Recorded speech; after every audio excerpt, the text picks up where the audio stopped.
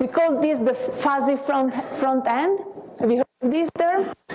We don't know what's going on, everything is a mess, and design thinking helps you to make sense of everything. So when you get to the solution finding, you know what you're doing and you develop your solution. If we look at the literature, and these are just books, but there's plenty of academic literatures also, there are thousands of design methods, thousands.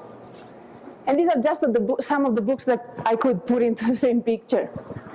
But looking at all this literature, there is nothing, there is not even one design method that is designed specifically for a food design process.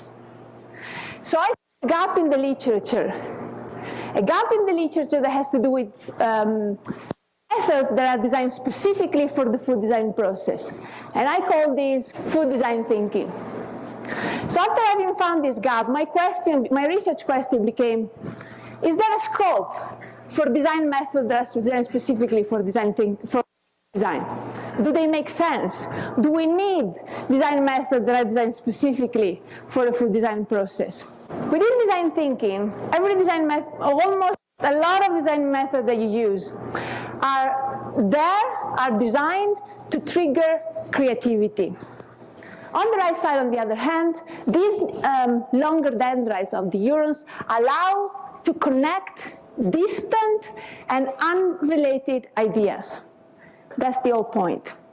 Creativity is the ability or the opportunity of connecting distant and unrelated ideas. If we are talking about food, then this part here becomes food design thinking. Part of my research was contributing with methods, with design methods to food design thinking. The first one that I designed was for the preparation phase, and I call this method TED, Themes for Eating Design. TED is a design method for the preparation phase, and it produces themes. I've called themes thoughts for food.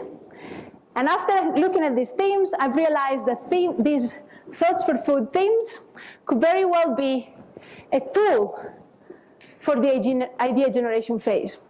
So we are using the results of what people say of their ideal eating experience to generate ideas, design ideas, for a food design process.